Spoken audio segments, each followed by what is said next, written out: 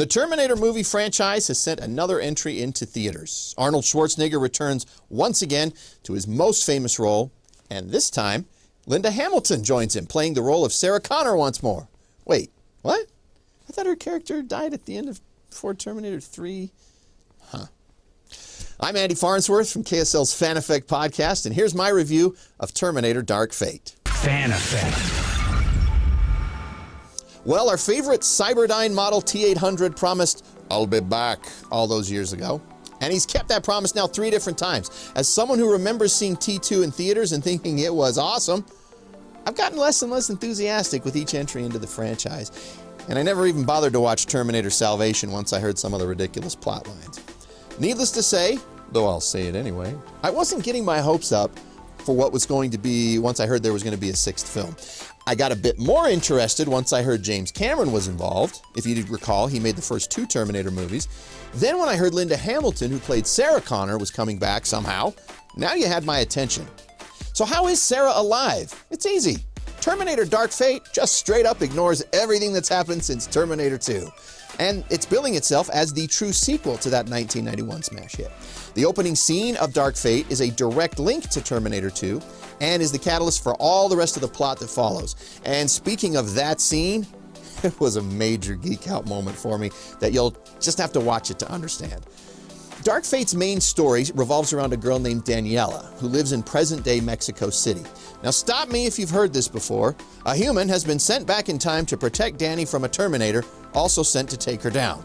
Now eventually an older and battle-scarred Sarah Connor joins up to help protect Danny, and all of them have to work together to figure out how to stop this new Terminator, who's kind of like a mix between the first 2 movies, T-101 and the T-1000. It's able to split itself into 2 entities when it needs to. So I was a little surprised at just how much I found myself enjoying this movie. There were several nostalgic callbacks to the franchise that made me geek out, but I didn't think the movie overused them or relied too heavily on them. The light touches of humor were definitely welcome, especially several interactions involving Schwarzenegger's older model Terminator. And even though they definitely look old, it was great to see Hamilton and Schwarzenegger together again on screen in these roles. But I don't want to sell the rest of the cast short either, including Mackenzie Davis, Natalia Reyes, and Gabriel Luna.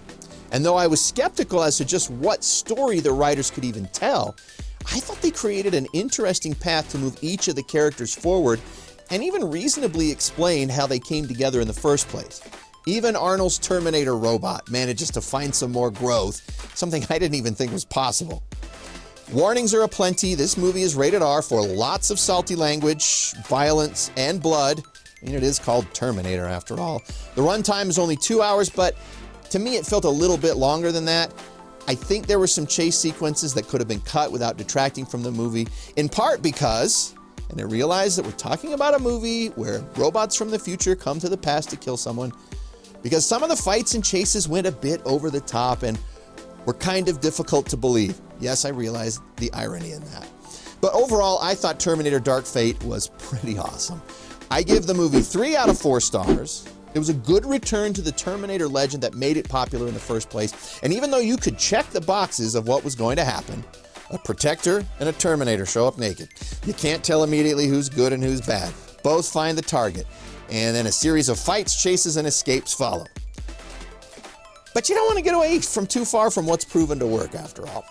Dark Fate will definitely be enjoyed most by those who were Terminator fans of the original 2 films, but I think it's got enough new stuff that people in their 20s and 30s who weren't around in 1991 could become fans of the series. So where does this rank among the 6 films? Pretty easy. Number 3.